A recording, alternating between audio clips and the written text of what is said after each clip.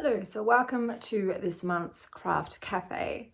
I'm currently wearing one of the tops that I crocheted. I don't think I'll be making this style top again. It just doesn't offer enough support for me. And I feel like I'm going to fall out of it, but I thought I'd put it on for the video so you can see what it looks like. So this month I made some really yummy things, quite a few things. So one of the things I made was a green pad thai. I got this from a recipe book and I really enjoyed it. I normally buy pad thai when I order out, but it's pretty easy to make and I think I'll definitely be making it myself from now on, but it was really delicious. Speaking of delicious, I made a Korean mushroom japchae, and this one is from the Delicious magazine. I've left a link down below.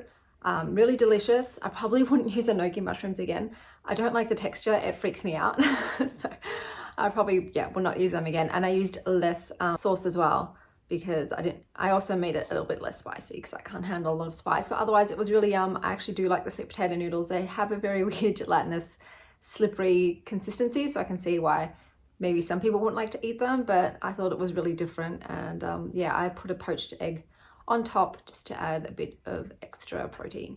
And then I made a nut buttercup tart. So originally this was a recipe for a hazelnut buttercup tart, and it's from Bon Appetit magazine. I've linked it down below.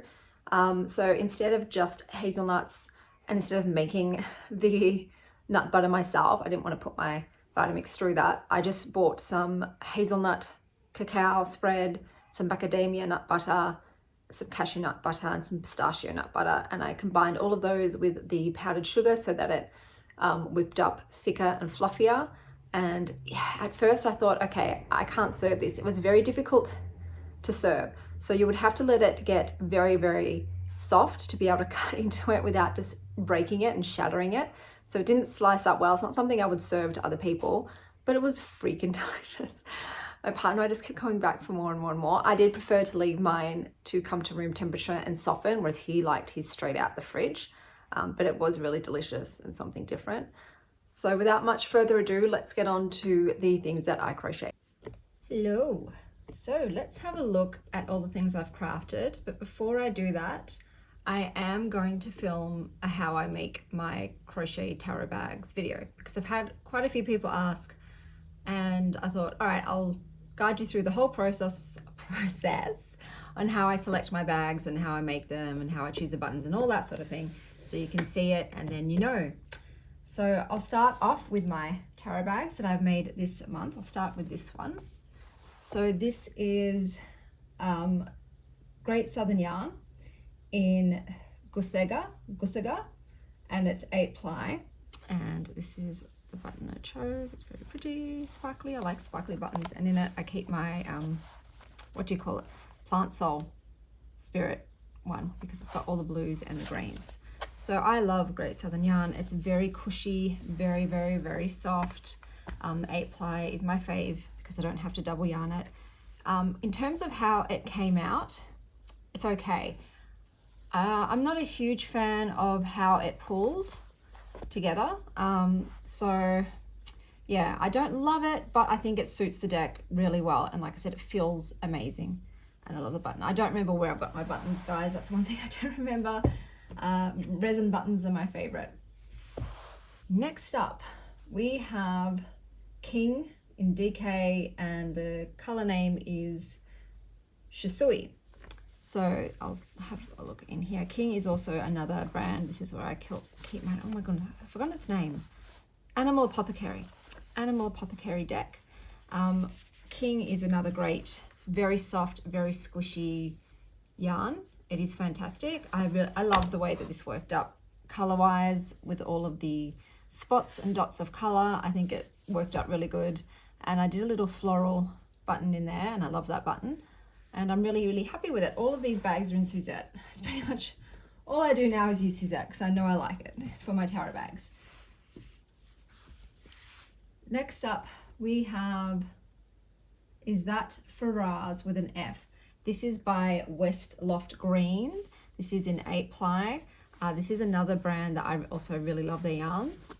And in here, I have my Herbal Apothecary deck. I just thought these colors match these perfectly. It makes me so happy when I find a yarn in my possession that I already have that matches the deck really, really well.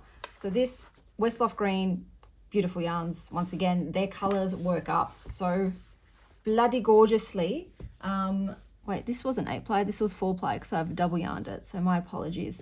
This was 4-ply, but gorgeous, gorgeous. Love their stuff. Love how the colors worked up. Because sometimes too, with the 4-ply, you don't know how it's going to look when you've doubled it. And then for the last bag that I made this month, we have Fiber Lily in the color Soiree, and it's 8-ply. Now I did not have a button that matched this, so I just did what I had, used what I had because I didn't feel like buying one.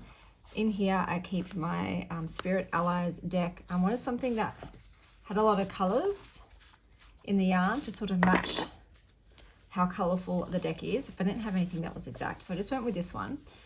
Whilst I like the color, as in I like the colors that they dye, the Fiber Lily yarns, I don't like the feeling of the Fiber Lilies.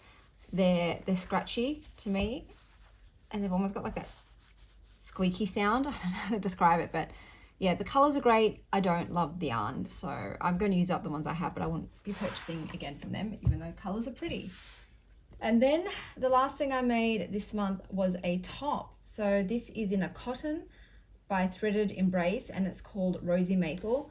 I loved the colors in this. They're amazing. They pop. They're fantastic. I double yarned it to make it thick enough because I like my tops to be thick. I loved the lace up back. I thought that was fantastic. I'm not a fan of the boob cups. They just go up too high on my chest, and yet they don't cover enough and they don't feel supportive. And my boobs fluctuate in size a lot because my weight fluctuates a lot because I have a thyroid autoimmune condition. So sometimes I lose a lot of weight, sometimes I gain a lot of weight for my size, and I'm always yo-yoing between two very large ends of the scale. And so yeah, my boobs might be a B cup or they might be a double D. So it depends on what size I am currently. And so tops like this can't accommodate that fluctuation in boob size. So going forward, I won't make another top that way, but I do like the lacing. So I think I'm just going to go with my straight across edge crop tops and have the lacing so that they do fit snug on the waist as well as on the chest area. That way you get the best of both worlds. But this cotton yarn was amazing. Gorgeous stuff. I just wish they did it a bit thicker. I found a lot of the really cool colored cotton yarns don't come like in a higher ply. So I do have to double yarn them, which sucks.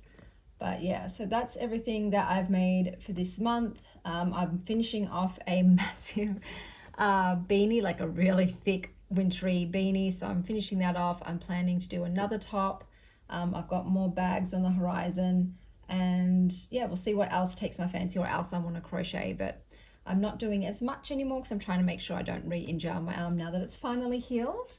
But I hope that wherever you are, oh, and I've got some great recipes in next month's ones. Some stuff I made for Christmas that was just like, everyone raved. I normally am really harsh on what I make, and I'm like, this is pretty good. I'm going to be eating this for breakfast tomorrow. And I did. I tried it for breakfast the next day because I sometimes make really wise choices after when I'm feeling horrible. Like, how can I make myself feel even worse? Let's binge the sugar, but yeah, it's part of the human experience, guys. So I hope that you have a stellar end of the year and you make some awesome things, and stay wild, Star Child.